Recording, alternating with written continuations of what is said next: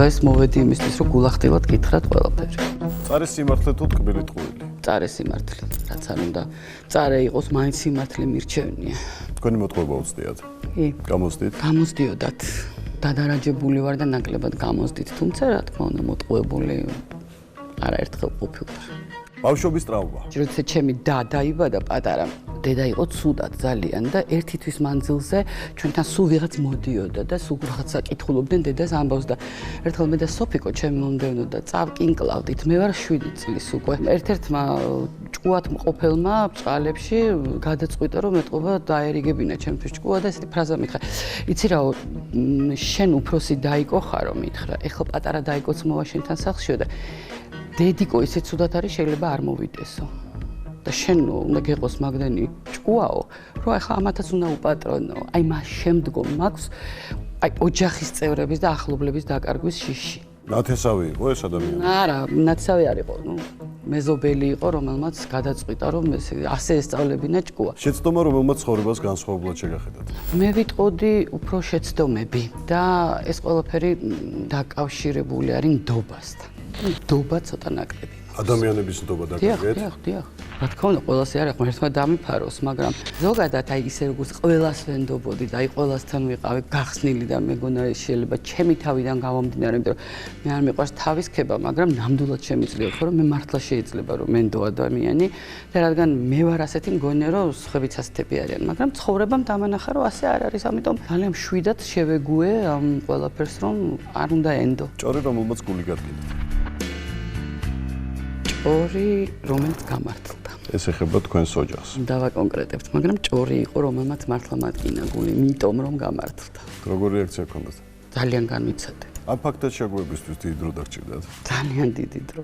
დამანგრია. თქვენი მტრისთვის თვალებს შეგიხედავთ? ძალიან დიდი სურვილი მაქვს და როცა მექნება იმის საშუალება რომ ჩამივარდეს ეს მომენტი, აუცილებლად ჩავხედავ თვალებში, მინდა რომ ჩავხედავ თვალებში, მაგრამ ჯერჯერობით ვერ აი არ მოხდა, არ ჩავარდა ეს სიტუაცია, რომ ერთხელ მაინც აი ესე ჩამეხედა თვალებში და უბრალოდ მეკითხა მაინც რატომ მოიქცა ასე. და რა პასუხს ელოდებით? არანაირად არ ველოდები სხვათა შორის ჯანსაღ პასუხს.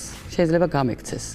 შეიძლება ისეთი რამ მითხრას, რომ კიდე იქით გატკინოს გული, მაგრამ არ ველოდები, იცი რატომ? იმიტომ რომ ადამიანი, რომელსაც იმის უნარი არ შესწევს, რომ მოვიდეს და გითხრას, რომ შეცდა, იმისგან არ ველოდები ჯანსაღ პასუხს. არანაირად. ვინმესთვის სამაგიეროს გადახდაზე გიფიქრიათ? გაფიქრებით, როგორ არ გამიფიქრე, მე მაგრამ არა, მე აი წუთში მუხრუჭდები. რა მომუხრუჭებს არ ვიცი, მაგრამ მე თვითონ ვცნობ, რომ არ ვაძლევ თავს ამის უფლებას, რომ სამაგიეროს მით უმეტეს ახლა რაღაცა დავგეგმო და ვიმოქმედო და ასე შემდეგ. თუმცა მიფიქრია, კიდე გეუბნები, რომ აი ამას გავაკეთებ, იმას გავაკეთებ, მაგრამ მაინც რაღაცა მომუხრუჭებს და კარგია რომ მომუხრუჭებს. ცხოვრების გამოცდა რომელიც ვერ ჩააბარა. ძალიან კარგად მქონდა დაწყებული ფოლკლორის ჩემი სამეცნიერო მოღვაწეობა. მე იმ დროს მოხდა ის, რომ დავოჯახდი უკვე და ორი პატარა შვილი როდესაც გყავს, ჩავთვალე რომ ან ერთს უნდა დაუთმოდ, რომ ან მეორეს. თუმცა ვთვლი რომ ნამდვილად რესურსი მქონდა იმისა, რომ აი მეცნიერებაში ძალიან სერიოზულად რაღაც გამეკეთებინა და ეს არ იქნებოდა ჩემთვის მხოლოდ რა თქმა უნდა, იმიტომ რომ ეს ჩვენ ეროვნულ საგანძურს ეხება და მეც რაღაც აი უმცირეს, მაგრამ რაღაც პატარა ქვას მაინც დავდებდი ჩემ წილს, მაგრამ ეს ვერ მოვახერხე და ვთვლი რომ ჩემ შვილებს სხვები ვერ გაზრდიან და იმას გააკეთებენ სხვები. ამიტომ აი ეს გამოცდა, როცა დამიდო, როგორც იტყვიან რაღაცა, არ ვიცი. განგებამ ალბათ ის რომ შენ გაქვს ამის მონაცემი და შეიძლება გააკეთო, მე ვერ გავაკეთე და წყდება ძალიან გული. და მეორე ვერ გავაცნობიერე, ვერ დავაფასე. ძალიან დიდი სიყვარული, რომელიც იყო მოსული და მე ეს უარ ვყავი. დავატკინე ძალიან. ვერ გავარჩიე ნამდვილი და არანამდვილი სიყვარული. დიდი ხნის წინ მოხდა? კი. გინანიათ? როდესმე? სხვა შორის კი რამდენიმეჯერ მქონდა სინანულის განცდა კი. შანსები არ მეორდება? ამ შემთხვევაში არ განმეორდება. ეს ჩემ დაოჯახებამდე იყო. შენ გაარჩიო ის უყვარხარ ნამდვილად.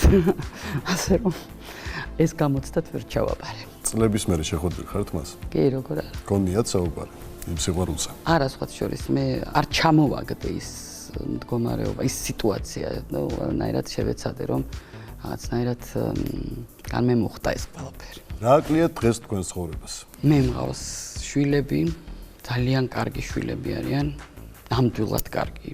ღირსეული ადამიანები არიან, მე ესე ვთვლი, მოკრძალებულები, თავმდაბლები, თავის საქმის კარგი სპეციალისტები და კარგი მცოდნეები და მომავალშიც დარწმუნებული ვარ, რომ მათ პერსპექტივა აქვთ ძალიან სასიამოვნო. მყავს შვილები, მყავს დები, ძალიან დიდი ოჯახი მაქვს და მყავს ყველაზე დიდი ჩემი საგანძური ეს არის დედა. მაგრამ მაინც ვთვლი რომ სრულყოფილი არ არის ჩემი ოჯახი, რადგან მე არ მყავს გვერდში მეუღლე. აი, სრულყოფილი ოჯახი მაინც ეს არ არის.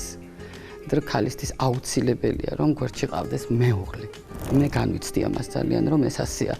და მეორე რა თქმა უნდა ყოფითი ისეთი რა თქმა უნდა ფინანსები. ორპირი. საშინელება, ეს არის საშიში. თუ რამეს გაურბივარ და თუ რამის მეშინია ეს არის ზუსტად ორპირობის და იმდენად წრფელი ყოფი ვარ, იმდენად რომ აი რაღაცა გახსნილ ხარ და უცბად ხედავ რომ ამასაც და იმასაც ანუ აქ სხვა თამაშს თამაშობს, იქ სხვა თამაშს როგორი ძნელია ასე ცხოვრება, აი ძალიან მისთვის არის ძნელი, თორემ მე ახლა მივხვდი დაუშვათ რომ ესეთი ადამიანი არის ორპირი და ჩემთვის არის ყოვლად მიუღებელი და მე რაღაცა საშინელება ანუ მამაკაცგან განსხვავებით, ქალს ღალატი არ ეპატიება? ღალატი არც ის არ ეპატიება, რას ნიშნავს ღალატი? ხშირ შემთხვევაში კაცს ჩვენს ქვეყანაში ღალატს პატიობენ. შეგნებული როდესაც არის ღალატი, შეგნებული როდესაც არის. აი იცი რომ ამას იმიტომ აკეთებ რომ აი ამ ადამიანს უნდა დავუშვათ ვატკინო, უნდა უღალატო, უნდა რაღაცა ასე შემდეგ. ეს არის საშინელება და ნუ არ ვიცი აი რა ყველანაირ ზღვას შორდება, მაგრამ ღალატია რომელიც უნებურად გამოგდის, ესეც არის. ეს საპატიებელია. არა, მე ვამბობ რომ აი უბრალოდ აი შეიძლება კიდე ფიქრი იმაზე რომ აპატიო თუ არა, მაგრამ აი როდესაც იცი რომ შეგნებულია ეს ყველაფერი, აპატიო კი არა, უნდა საერთოდ უნდა ამორეცხო შენი ცხოვრებიდან, რა თქმა უნდა, ესეთი ადამიანი. თუ გიღალატეს, აუცილებლად გაიმეორებენ. რადგან ეს ბუნებაში უზის და იმის უნარი არა აქვს, რომ ბოდიში მოიხადოს და გააცნობიეროს რა გააკეთა, რა თქმა უნდა ელოდო. ყოფილ მეუღლეებს შორის გულწრფელი მეგობრობა შესაძლებელია? არა, გულწრფელი მეგობრობა უკვე იქ დამთავრებულია. მეგობრობა მანამდეა, ვიდრე ცოლ-ქმარი ხარ და ვიდრე ნორმალური ურთიერთობაა და ეს გამორიცხულია, მაგრამ არავითარ შემთხვევაში არ შეიძლება თუ რა თქმა უნდა, გარეწარი არ არის და რაღაცა ისეთი რომ შენ თვლი რომ არ უნდა არანაირი ურთიერთობა არ უნდა გქონდეს, ეგ სხვა საქმეა, მაგრამ მაინც შენი შვილების მამაა და ამ შემთხვევაში დავუშვათ თუნდაც მე და გიას გვაქვს ძალიან ნორმალური ურთიერთობა, მით უმეტეს, როდესაც შვილებს ეხებათ ჩვეულებრივი ნორმალური ურთიერთობა გვაქვს. მეგობრობა უკვე გამორიცხულია. უსიყვარულოთ მზემზეობს? არა. ოდესმე გიფიქრიათ რომ აღარავინ შეგიყვარდებოდა? დღესაც ასე ვფიქრობ. ალბათ შეიძლება, უბრალოდ იმდენად ყველაფერი გავიცი მე აი ჩემს სიყვარულს, რომ შეიძლება დავიცალე თქო და აღარ მაქვს ამდენი რესურსი. მაგრამ არავინ არაფერი არ იცის, არ ვიცი. შეიძლება მე ვცდები, მაგრამ ყოველ შემთხვევაში ისიც არის, რომ თუ კი ვინმე დავუშვათ ყოფილა, გამოჩენილა, რომ აი რაღაცა უცდია ჩემთან დაკავშირებით, მე ვკეტავ. აი რაღაცა არ მინდა. აი არ ვიცი ამას, შეიძლება არ არის კარგი, მაგრამ აი რაღაცას ვაპროტესტებ. შინაგანად ვის უპროტესტებ, მე თვითონ არ ვიცი, მაგრამ აი არ მინდა, აი რა ვიცი, არანაირი სურვილი. შეიძლება უკვე ის მომენტი მაქვს, რომ აი იმის დანგრევა, იცი, აი ის ერთი ცალი, ეს ერთი მთლიანი ოჯახი, აი რომ დაინგრა ზუსტად, არა და იყო აშენებული სიყვარულის, მე ყოველთვის ესე მეგონა, სიყვარულის ნიადაგზე, აი იმას ვეღარ ვღალატობ, აი იმას ვერ ხარშახარ. წლების შემდეგაც. ცალკრივად ვინმე სყვარები ხართ? კი. თქვენ უყარებია? არა, მე არა. ერთი ღამის სიყვარული. სიყვარული? ერთი ღამის. კიდე ერთხელ მოვაკონკრეტებ, სიყვარული ერთი ღამის? არა. როგორც კი. ის უკვე სიყვარული არ არის. სიყვარულს ეჭვიანობა ყოველთვის ახლავს? მე ვთვლი რომ სიყვარული თუ არის, ეგ ეჭვიანობა ავადმყოფობაა. მაღიზიანებს საშილად. არ ჭირდება სიყვარულს ეჭვიანობა. არ ყოფილიყართ ეჭვიანი? არა, არასდროს. როდის ხდება მამაკაცი ქალისთვის უინტერესო? როდესაც ქალი ხდება მამაკაცისთვის უინტერესო. ეს ერთი. მე არაერთი მსმენია და არაერთხელ გამიგია რომ უბრალოდ ქალები არიან აი გაოგნებულები რომ რატო როდესაც მანამდე ყველაფერს აკეთებდა, ოქროს კოშკებზე არ არის ლაპარაკი, უბრალოდ სხვა ყურადღება იყო, სხვა იყო ეს ყოფილი და უცბად მოდუნდა, იმიტომ რომ დაიბევა, რომ სახლშია უკვე და აი ეს მამაკაცმა არ უნდა დაკარგოს აი ეს უნარი იმისა, რომ ქალს თუნდაც დღეში ერთხელ არ უთხრას კომპლიმენტი. მე უკვე საინტერესო აღარ ხდება ესეთი მამაკაცი. აღარ გაინტერესებს, იმიტომ რომ შენ თუ არ ახარ შემართული და შენ არ ხარ მომართული იმისთვის, რომ თავი მოაწონო და იმან ეს აღნიშნოს.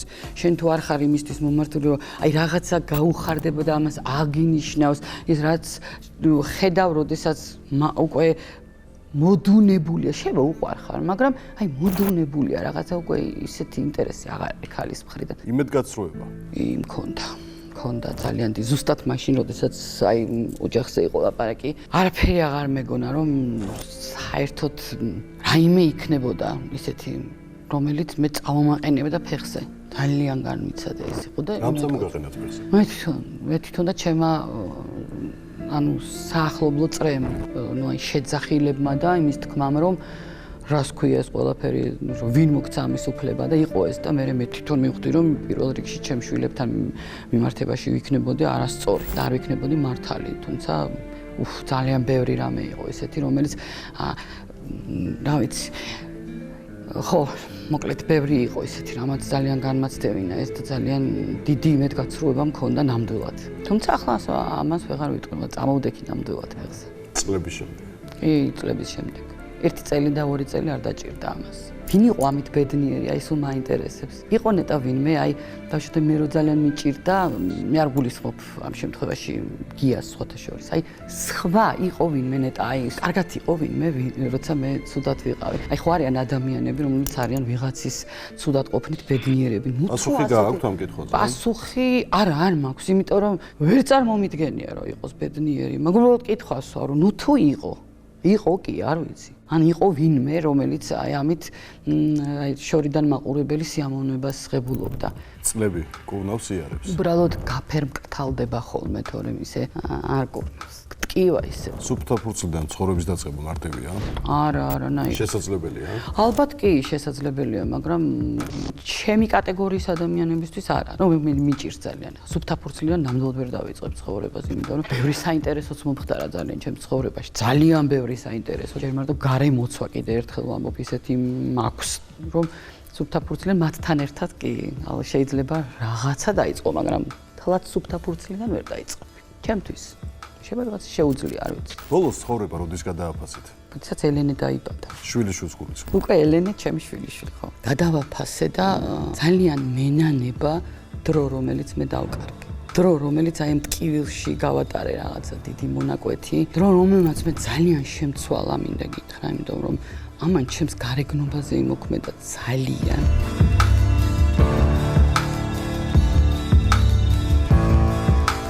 ბევრის გასაგონად ვიტყვი, ვინც ამ მდგომარეობაშია დავუშვათ აი სტრესის ფონზე უცბად ვერ მიხვდა რაშია საქმე და მე რაღაცა ფარისებური ჯირკვლის პრობლემა შემექმნა. რამაც წონაში მომამატებინა პირდაპირ. ეს იყო ჩემი ისეთი სტრესი, ვერ მივხვდი რა მომივიდა. ვერ მივხვდი რომ ერთი თვენახევრის მანძილზე სხვა ადამიანი გავხდი საერთოდ. სარკეში ჩახედვა რომ არ გინდა ქალს, როდესაც იყურები და სხვა თვალი გიყურებს, უბრალოდ სხვა ადამიანი ხარ საერთოდ და სხვა როგორ გითხრა, სხვა დამოკიდებულება გაქვს ყველა მოვლენის მიმართ. ეს არის ისეთი საშინელება, ეს არის ისეთი დამთრგუნველი და ისეთი ცუდი და მე ბევრი წელი გავატარე ამაში, იმიტომ რომ თუნდაც ჩემი აი კიდე გეუბნება გარეგნული ცვლილებების გამო ძალიან განვიცადა ეს ყველაფერი და აი ეს ყველაფერი იყო სტრესის და მე მიდიხარ უკვე იმისკენ რომ რატო დამემართა ეს და რატო და აი ეს სტრესი იყო.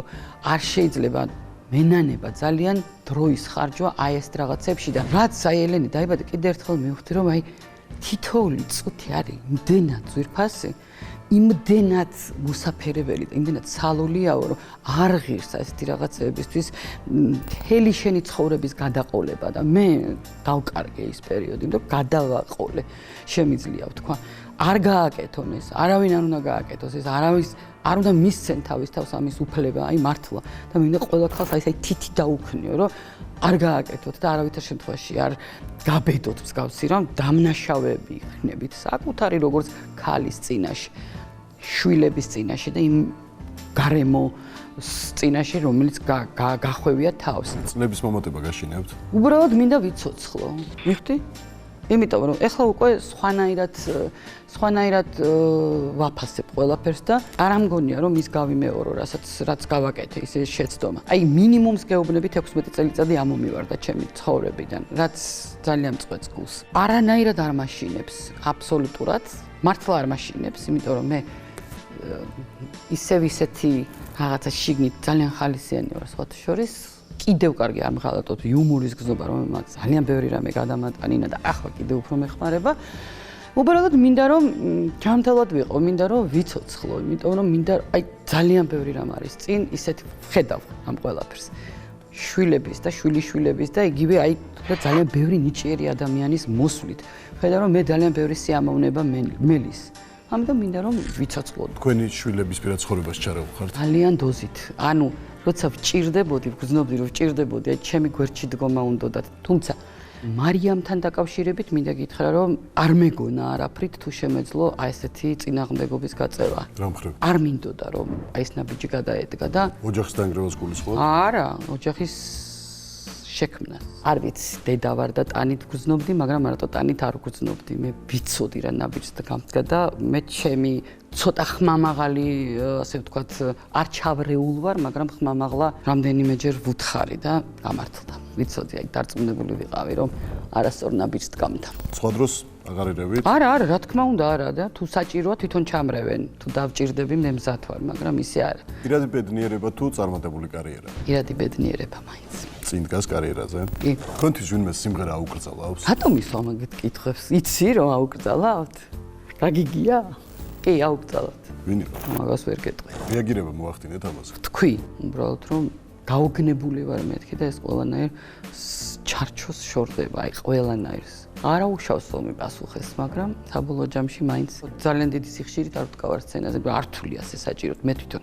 დაიწყებენ ახლა ლაპარაკს, დაბლოკეს, მიბლოკეს, არაფერი არა, აბსოლუტურად ზუსტად იმ დროს, როდესაც იყო მაგაზე ლაპარაკი და სხვა შორის მე ძალიან იშვიათად ვამბობდი მსგავს საყვედურს, მე მაგ დროს სოლო კონცერტი ჩავატარე, ასე რომ როცა მინდა მაშინ ვყერი. რას ვერ იყიდი ბევრი ფული? ზნეობას და სინდის ვერ იყიდი. არაკაცი. მამაკაცი ყოველთვის განისაზღვრება ხოლმე ქალთან მიმართებაში. ამით ვიწყებ მამაკაცის განსაზღვრება, როგორია დედასთან, როგორია დაუშვათ რა. მე პასუხებიც მომისმენია დაუშვათ იგივე თუნდაც დედასთან მიმართებაში შეიძლება გაგიჟდე და ვფიქრობ ეს როგორ შეიძლება საზოგადოებაში გაიყვანოს საერთოდ და ამას ან თანამშრომელი ყავდეს ქალი და ნუ მით უმეტეს ცოლთან, როდესაც დედას ასე დაუშვათ პასუხობს ან ექცევა ხო? შვილთან მიმართებაში, მეგობრებთან, კოლეგებთან. იცი აი თუ რომელიმეში ამაში ვერ ჩააბარა გამოცდა ერთ-ერთში მაინც ჩემთვის უკვე არაკაცობის გზაზე დგას ეს ადამიანი, იმიტომ რომ განსაკუთრებით კაცრად მაინც დამოკიდებული ვარ, უბრალოდ ვუყურებ თუ გაშორებულები არიან,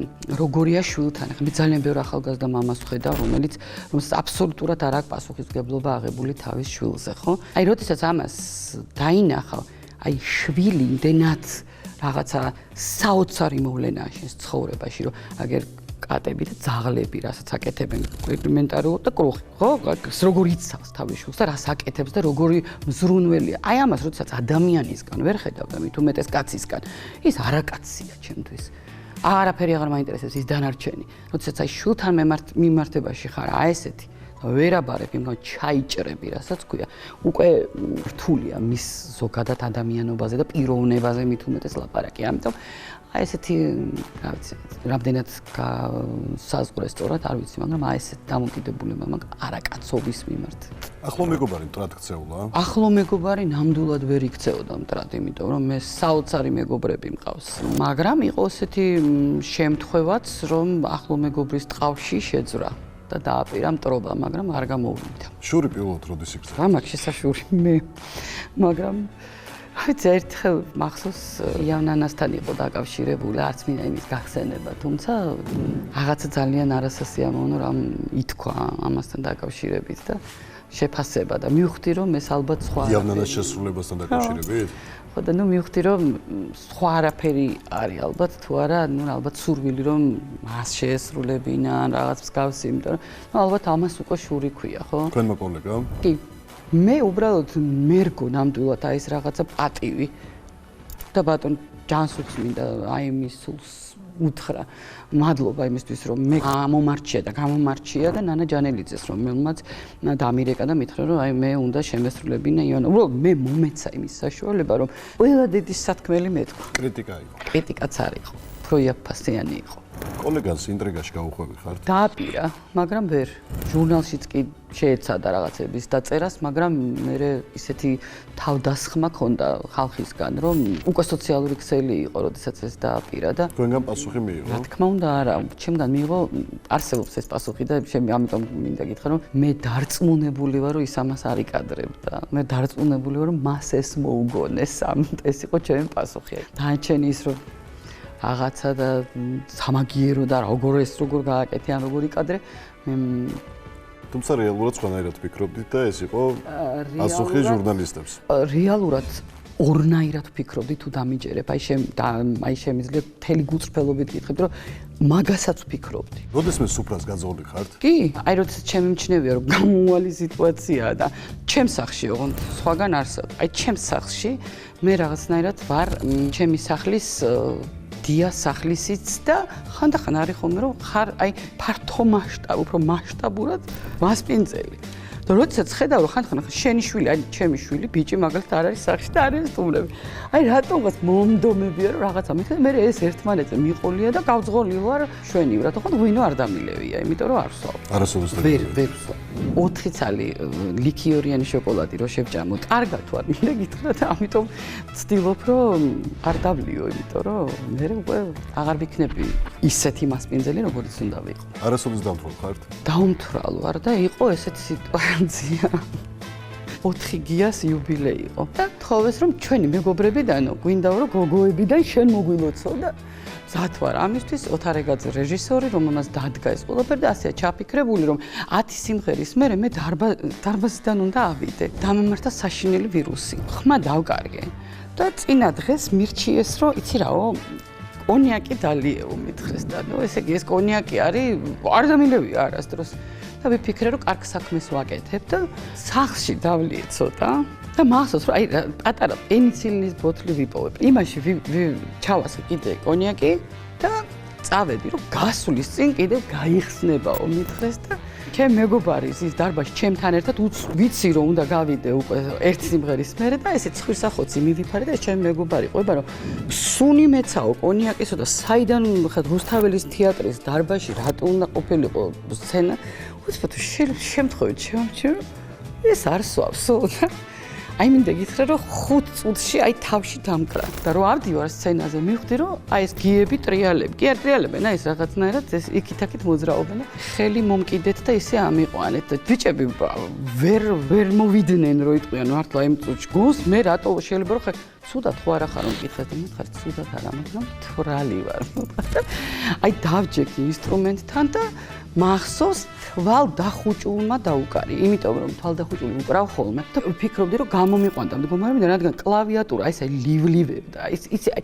ასეთი ცუდი შეგრძნება მართლა ცხოვრებაში არ განმიცდია და თქვი რომ არასდროს აღარ გავაკეთებ ამას იმიტომ რომ ეს ხა უნებურად თავისთავად ესე მოხდა მაგრამ თვალსაც მიმღერია პოლიტიკაში ხელოვანი ადგილი არის აი ძალიან ცუდ კითხვას მისვამ ისიც ვიცი საით მიდიხარ, მაგრამ ჩემს არაერთხელ შემოუთავაზებიათ. დაფიქრებულ ხართ? არც ერთხელ, აი მაშინვე პასუხი იყო ჩემგან უარი, იმიტომ რომ მე ვთვლი რომ მე იმდენად მიყვარს ჩემი ქვეყანა და იმდენად მიყვარს ჩემი ხალხი, რომ ჩემნაირი ადამიანი არ უნდა იჯდეს. მაინც გაუცნობიერებელი ვარ პოლიტიკაში და მაინც პარლამენტში რომ დავждე, ეკონომიკაში არაფერი არ მესმის. რა უნდა ღილაკზე ხელის დამჭერი, მეტი არაფერი. რას ვაკეთებ მე არაფერს, ხო ჩემი საქმე თარჯობია რომ ვაკეთო. თუმცა ვთვლი რომ როდესაც საჭირო იყო გვერდში დგომა და ვთვლიდი რომ დავუშვათ რაღაცა უნდა წასულიყო და რაღაც ახლის მოლოდინში ვიყავი, მე იქ ვიყავი და აქციებზეც ვიდექი, მაგრამ მაინც არ არის ჩემი ადგილი იქ.